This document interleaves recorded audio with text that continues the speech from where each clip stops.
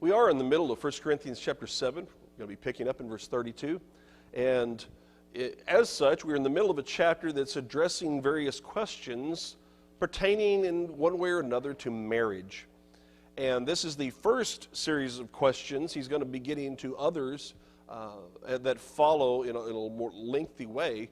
But here he wanted to begin this because of dealing with the problem that he just left in chapters 5 and 6, dealing with fornication. It would have made a natural thing to consider. But what you also look as you go through all these is, I want to remind you how practical these questions were for these people. That they were coming out of a pagan background for the most part, that everything is new. It's a totally different way of living, and that is a better way to think about Christianity for us than what we often do. That it is its own culture. It is its own society, its own people, its own nation. This is how God designed it. We can get caught up so much in where we live, whether Texas, America, it doesn't matter, but that we can sometimes allow so much of that to seep into our Christianity, which is the opposite from what we're to be in letting our Christianity be a light to the world.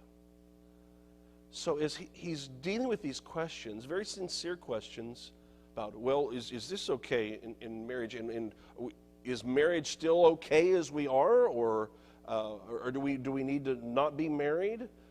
Well, he needed to address those, and he addressed why marriage was appropriate, it was good, and it had benefit, but that they needed to understand that Christianity was not designed, and then we looked at this verses 17 through around 24. It wasn't designed to overhaul society in a direct way. It has an amazing effect on society, but it's not intended to be direct, but rather indirect. And while we think about these things, I want you to note, and it is important as we consider it before we move into this, what he's saying. His point there was that he wasn't upholding slavery as being a good thing. He was saying, didn't come down to decree slavery bad and immoral for what it is and the problems, and just to say, okay, it's done, everybody, and create moral, just havoc in society. But rather, through the influence of the gospel, to understand things in a better way, and humankind in a better way, that over time it could come to recognize that distinction because of moral choices, not because of simple decrees.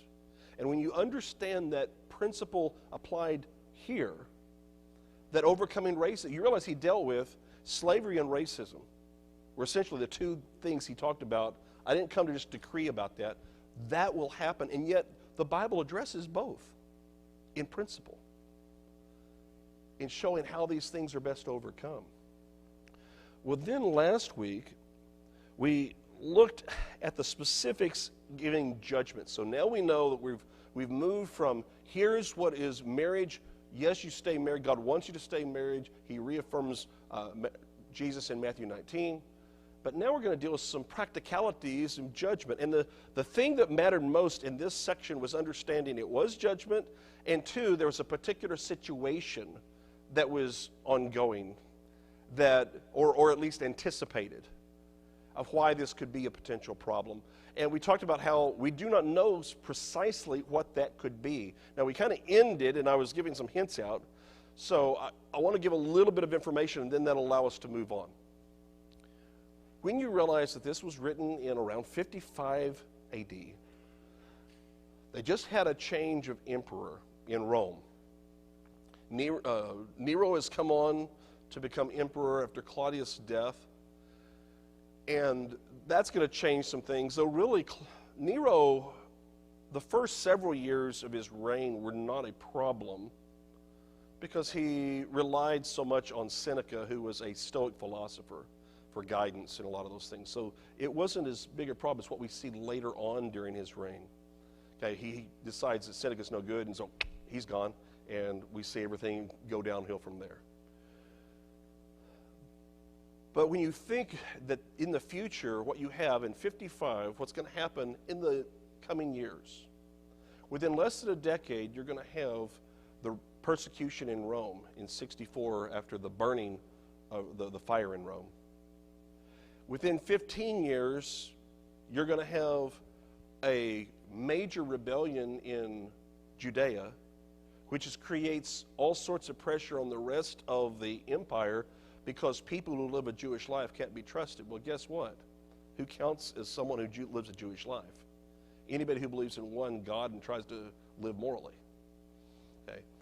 And then you're going to have, at the end of this, well, actually, in the middle of that going on, you're going to end up with a complete question about who's going to be emperor, because Nero ends up dying, and he doesn't leave a son. And therefore, there was a question of succession that had never happened in the Roman Empire. And that led to what's called the Year of the Four Emperors, where the last model you have goes back to how Augustus got it, which was by armies and a civil war. Well, that's what you then have happen, essentially, is a really nice, fun little, I'm emperor. Okay, that'll take care of that problem. Well, now we put the next guy in. So you have to end up with the last guy, Vespasian, who managed to secure the empire, mainly by controlling the grain supply from Egypt, which is to say the food supply, and by already having a standing army, and by having somebody work the politics in Rome behind the scenes. So that all happened in that year. That's what everyone gets to look ahead to. Aren't you so glad that no one's told you what the next 15 years are going to be like? I mean, after all, I hate to think about what we might have done if we'd been told in 2010 what the next 15 years were going to be like, right? I'm not sure some of y'all would have made it, right? It was rough. We got some stuff. Well, that's what they had. Paul is saying, remember he says, I spare you.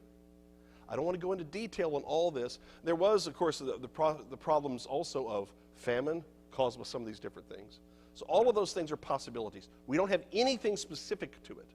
But you need to understand what he's talking about is hardship that makes life more difficult. Now, having said that then, about why he would say maybe caution against getting married at that time, we're going to begin with verse 32. And why he's now going to take this opportunity to explain his reasoning a little bit. But I want you to be without care. Now, here's a great statement not to be taken out of context. You need to be as apathetic as possible. That's not what he's saying here. But I want you to be without care. He who is unmarried cares for the things of the Lord, how he may please the Lord. But he who is married cares about the things of the world, how he may please his wife. Now, here's a great example of how the overall context truly matters if we're going to put this into perspective of what he's saying. While it's said and it looks, every statement sounds like an absolute, and we can get in the problem of thinking that, well, see, single people are dedicated and married people, you can't count on them about their faith. That's not what he is saying. He's talking about a matter of the situation and therefore of what makes the situation easier, that there are greater challenges. Okay? And that'll be proven out as we go through the text. But I want you to understand the way in which he's wording this from the very beginning. I want you to be without care is a reference to what he just said before. If you look before, he's talking about all these things that are going to be going on in the world, and he had just made this list of all these kind of issues. If you go back and look at verse 29 through 31, and he started with the issue at hand, so that from now on, even those who have wives should be as though they had none. That is, it's like you're married, but the situation, it doesn't look like it. Those who weep as though they did not weep, those who rejoice as though they did not rejoice, those who buy as though they did not possess, and those who use this world as not misusing it. For the form of this world is passing away. He's talking essentially about an upheaval in society, where all the things you've come to count on as here's the way things work, and that you can have a job. You can go and make money. You can go and do this. You can marry. You can take care of these kind of problems. You go to funerals. You got babies born. You have these announcements. All those things going on. That's just life. He says, you need to understand the time is coming where all of those things that you take for granted, you're not going to be able to take for granted. That's the foundation when he says, but I want you to be without care. Because all of those things are stuff to worry about. If you were put in a situation where these things you have all these things to concern about, you've got a lot more responsibility. And therefore, you've got to spend a lot more time with them. Okay? Based upon what's going on in society. Now, just stop and think as we go through, and he looks at this. He says, he who is unmarried cares for the things of the Lord, how he may please the Lord. He's not saying that it is a universal trait of superiority to be single, because single people, everyone knows, have the best faith. That is not what he's saying here. Okay? But he is pointing out, within the context of what he's talking about, is that the focus that they are allowed by the situation. That someone who is single has the opportunity to be entirely focused on pleasing the Lord and on spiritual matters. That doesn't mean everybody takes advantage of that. He's just saying that's possible when you're single. When you're married, there are other responsibilities that come in that you have to take from that. But he who is married cares about the things of the world, how he may please his wife. Now, let's be practical about this a little bit.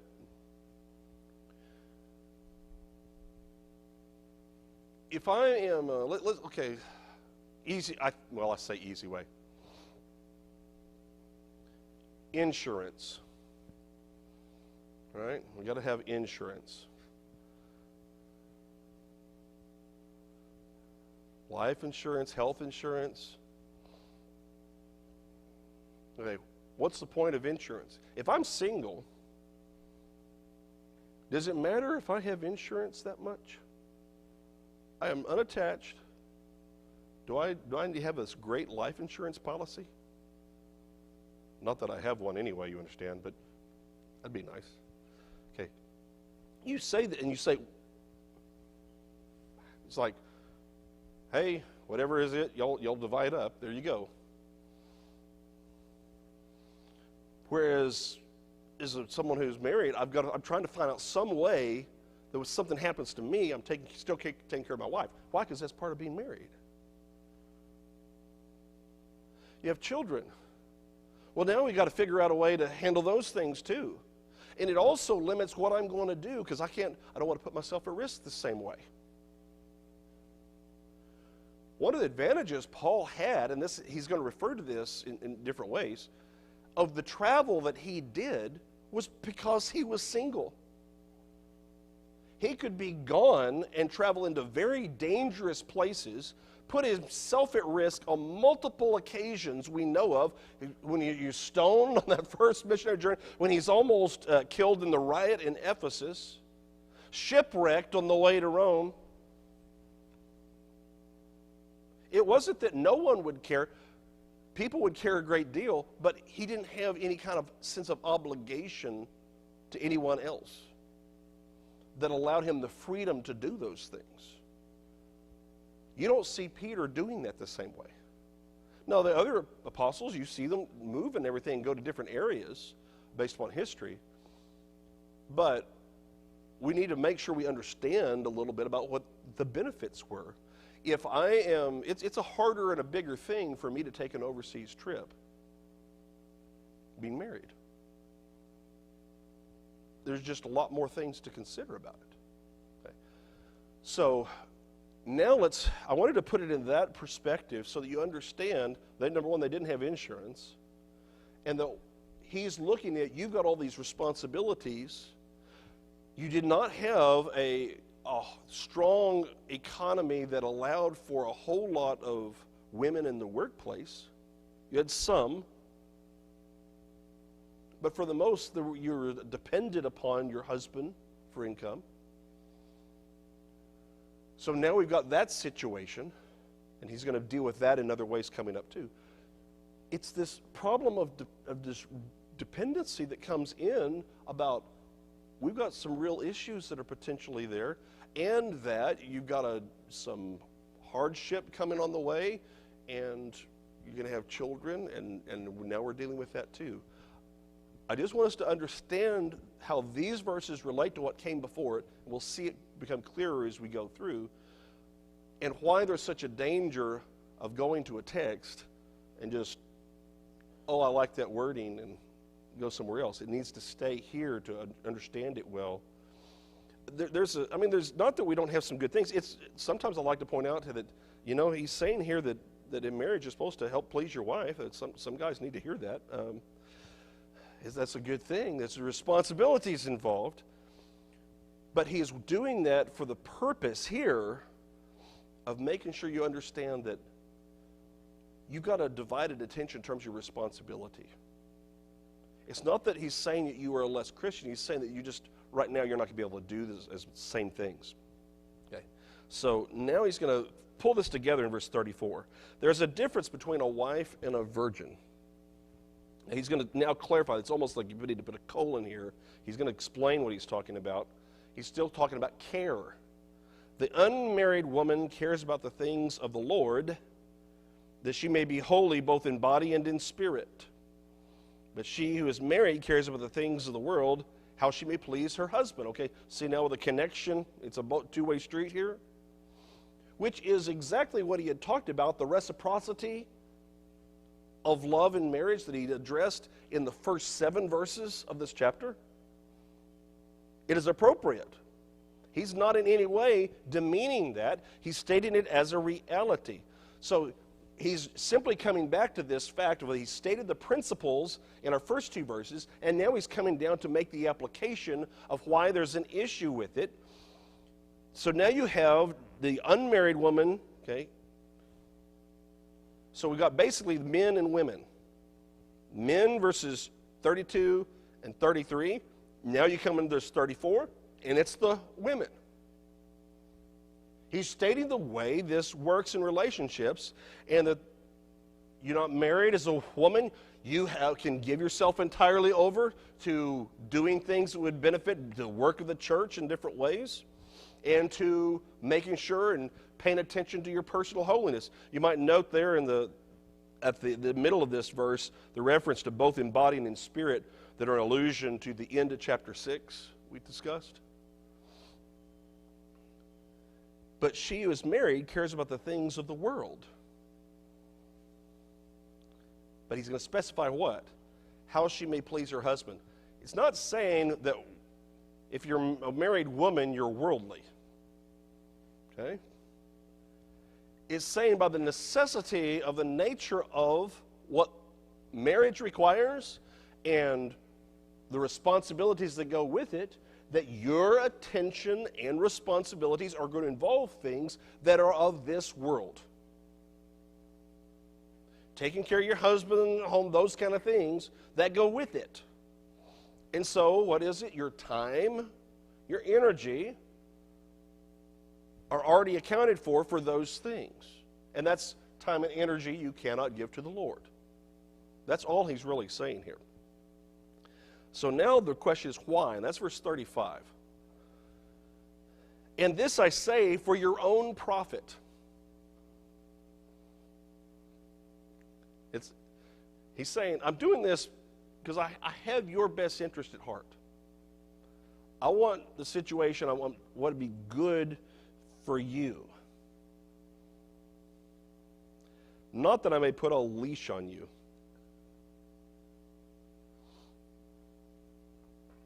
I think that's a great way to say things, because some of you parents, you want to mark that, something you can tell your children from time to time. I'm doing this for your profit. I'm not trying to put a leash on you. Why you say that? Because sometimes it feels like your mom and dad put a leash on you. That's why it feels like that, even though they're doing it for your profit. Okay? But he's trying to say you need to come around and understand I'm not wanting to kind of deprive you. I'm trying to do something that is ultimately for your best interest. He has a perspective that they don't have that he's sharing because of the difficulties of which he is aware. He says, but he does this, but for what is proper, okay? That is what is appropriate, and that is the idea, proper is a good translation, but it's the idea of appropriateness. Appropriate to the situation. Okay? And that you may serve the Lord without distraction.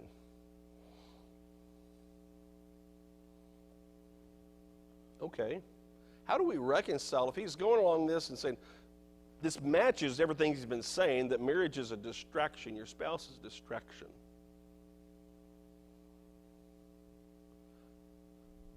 Just if you're sitting with your spouse right now, I want you to look at one another and just say, you are my favorite distraction. I know. I actually tell my wife that quite a bit. You just, that's how it is, okay? And that's what he's pointing out.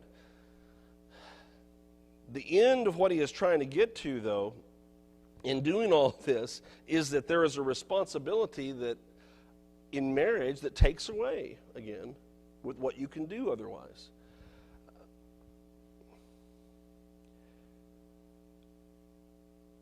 The question, though, is how you look at this and reconcile it with what he already said about that marriage is good. He's giving judgment here, and in their present situation, that's why I maintain that all of what he is doing is still contextually and dependent upon that situation and historically. Now, but the problem is isn't this going to be true no matter what time? I mean, in principle, aren't these things always true? Yeah. They're always true. So then it's a matter of okay, let's look at it this way. So then, if we accept that both marriage is good and he is appropriate and that's good, but here's reality, what then, putting these two things together, is he telling us that the lesson is that we need to be aware of?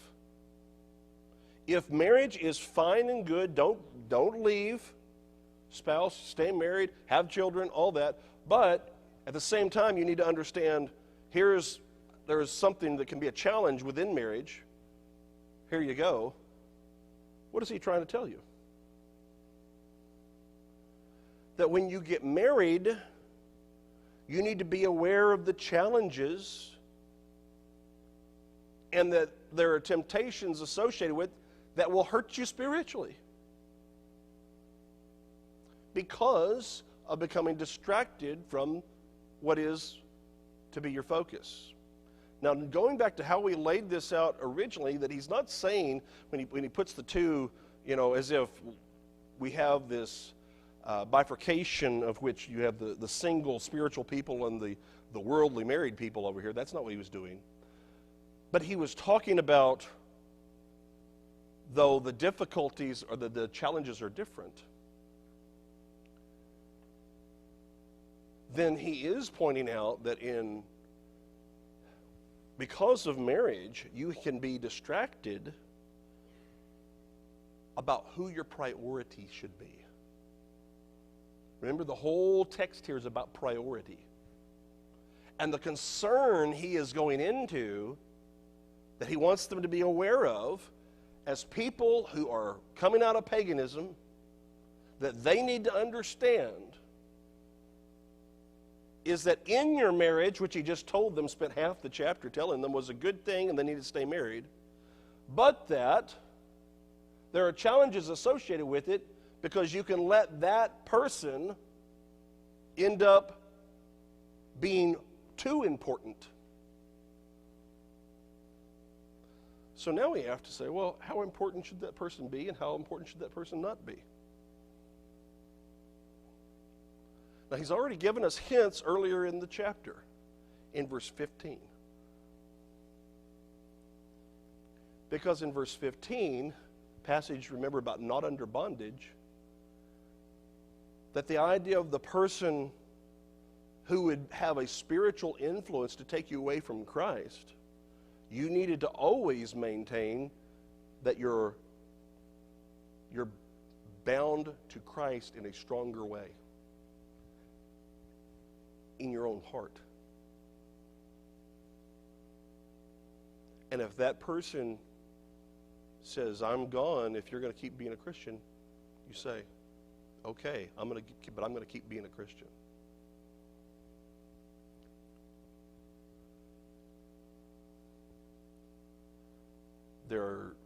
No one goes into marriage thinking that situation could happen, but it does. So guess what? Now we've got a different kind of challenge that didn't exist when you were single.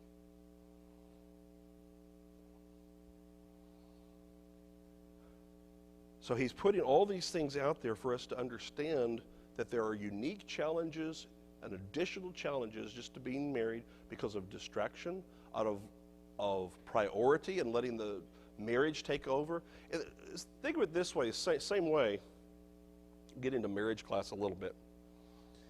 It's a similar problem in a way to how so many people who are married, they let the children become the focus of the home. Children are not to be the focus of the home. The parents would be the focus of the home. And happy marriage is the absolute best thing you can do for your children.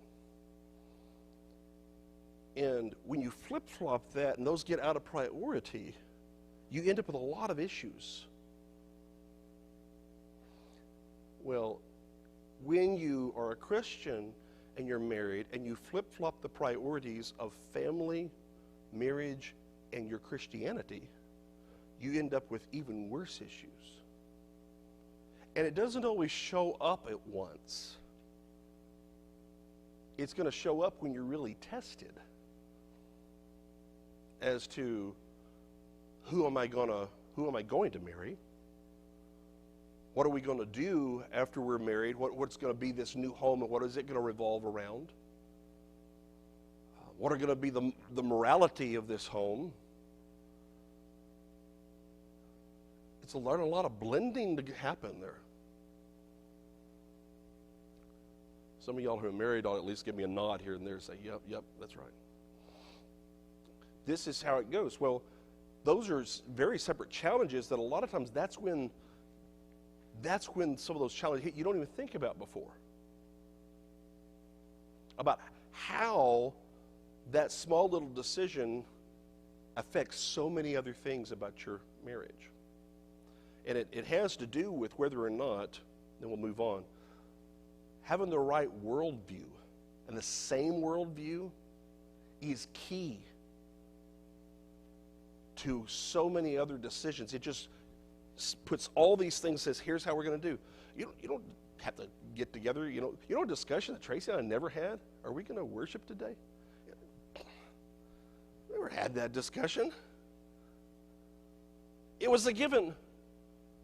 Like so many other things when you're faithful in Christ. Okay, so now that lets you deal with the other discussions about things that don't fall into that category or that maybe are on the edges of trying to figure out the right area. There's where you need to discuss. But otherwise, guess what?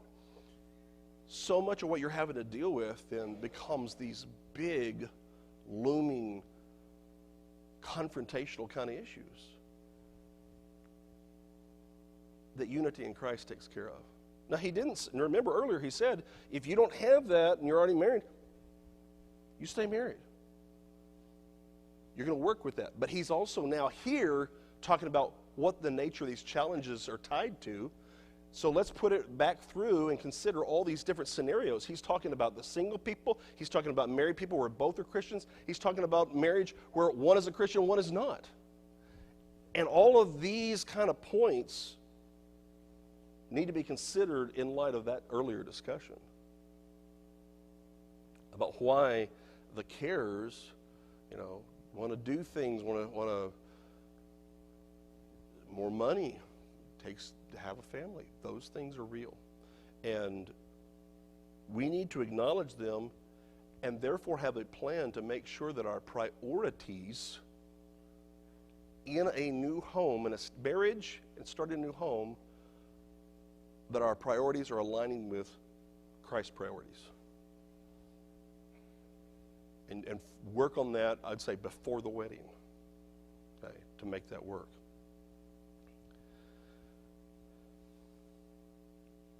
We're not finishing this, but let's go ahead and get a start on it.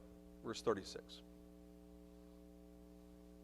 But if any man thinks he is behaving improperly toward his virgin, if she is past the flower of youth, I love that phrase, right? How many people are going to own up to that? Okay. And thus it must be, let him do what he wishes. He does not sin, let them marry. All right. Now, dependent upon, here's a section where some translations try to help you out, because it's not the easiest thing to do, but so in different translations they'll try to insert something that are helpful. Some get it wrong and therefore are not helpful at all. Okay. As you go through the text, you need to look down at verse 38. So then he who gives her in marriage, and that's a difficult translation itself as a word, does well, but he who does not give her in marriage does better. I think that is correct, but I want you to know that if you're reading from translations, there's a couple of words here that are kind of difficult. And that's why the translation you're reading might vary a little bit on it. Here's what I think, though, if you put it in even contextually, it'll make sense. He's going through all these different things. He's talking about the challenges of marriage and how it's going to be. Okay, so now it comes down to decision time. What are you going to do with all the information I just gave you? But who's he addressing? He's addressing a man. Okay? And contextually, if the context and the wording on give her in marriage is correct, I think it is, then you're talking about a father. And the father's decision as to whether to let his daughter get married. That's kind of controversial in today's world, but that really is what he's talking about. Okay. What is he doing? If he thinks he is behaving improperly toward his virgin. Now, again, if you take that phrase and pull it out, you can go any sorts of ways toward it, what he's doing. But contextually, it's down to the question when it says, let him do what he wishes, he does not sin, let them marry. That's telling you what he's talking about. This whole verse is about the decision he's trying to make as to whether or not to let his daughter get married. That if he thinks, okay, he's behaving improperly, that he's doing the wrong thing by his daughter by keeping her from marriage. Based upon he just was warned, remember, about there are going to be a lot of challenges involved in this. But if the father says, yes, but I want to do what's good for my daughter, and I want her to be able to be married. I know the situation is not good. And then he adds, if she is past the flower of youth, there's another consideration.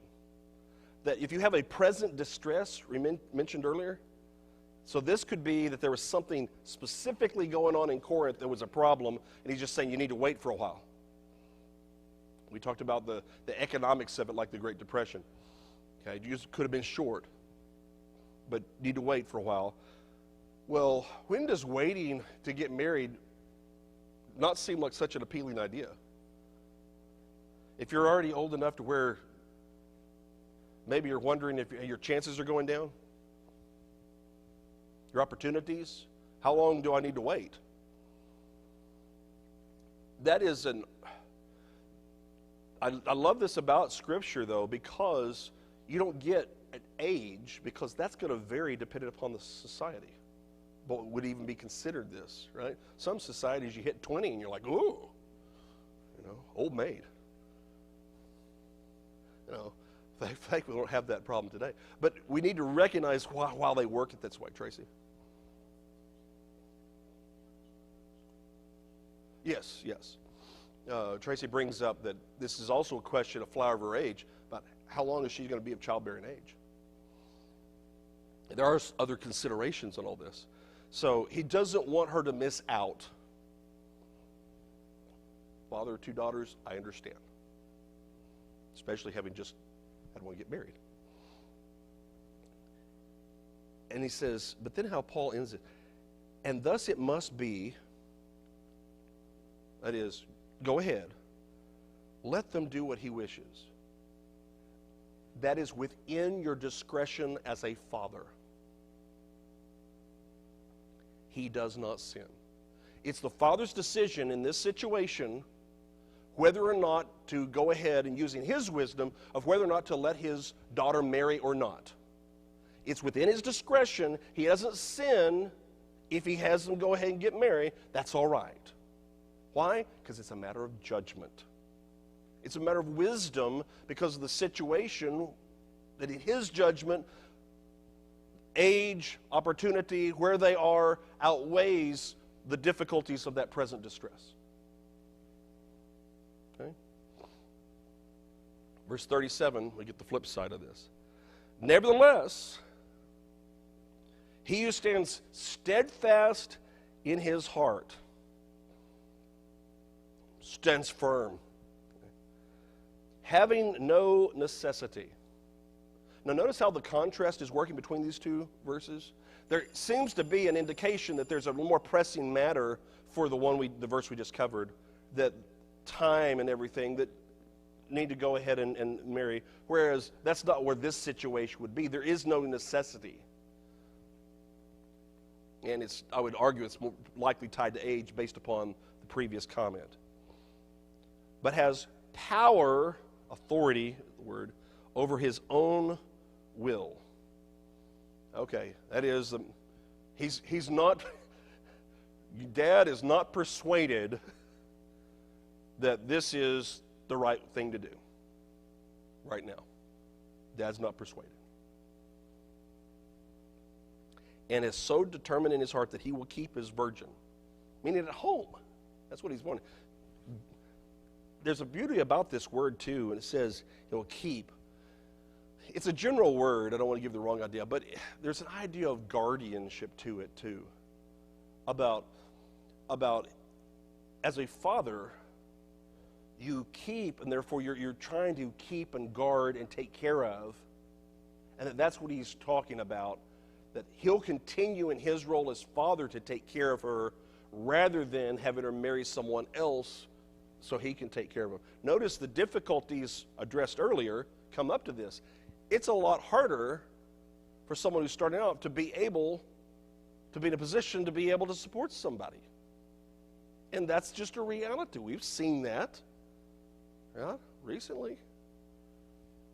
So that's just a reality. So no, that's not a good idea right now. Does well. So now we look at verse 38. So then, he who gives her in marriage does well. Fine, you're fine. But he who does not give her in marriage does better. You got well and better than well. What's he saying? Both options are completely acceptable, but from Paul's perspective, in the given circumstances, the option that's best would be to wait. Again, we don't have the specifics on what this particular circumstance was, but that's partly the beauty of Scripture. Because it allows us to look at this, and it's very important to do this when you're studying Scripture, to be able to extract the principles and to realize that the Bible was written so that we can apply it to a number of different circumstances rather than sometimes what happens in saying, well, it's only in this situation. No, it's ambiguous to say, when the situations match these kind of conditions. You didn't know that you could leave algebra behind and still have to deal with variables in life, did you? That's how it works. So the other thing that this tells us, though, so let's look at a different kind of principle. There is, when you're dealing with judgment, which is the whole, going all the way back here to verse 25. There's such a thing as good judgment and maybe poor judgment. Or, in this case, good judgment and better judgment. And I would argue that some of the decisions that have to be made that are the hardest, in my experience, are between better and best. That both options are very good. Those are very difficult decisions to have to make. When it's between right and wrong, that to me, that's a simple decision. We don't always make the right one, but we know it's what it's supposed to be. Better and best is a lot more difficult because the situation, there's so many variables sometimes that we don't know what to do. We don't know what would be best because we haven't been in those situations before. So Paul, in this section, has been placing himself with the Corinthians to give them advice because they haven't ever been here in this kind of situation before.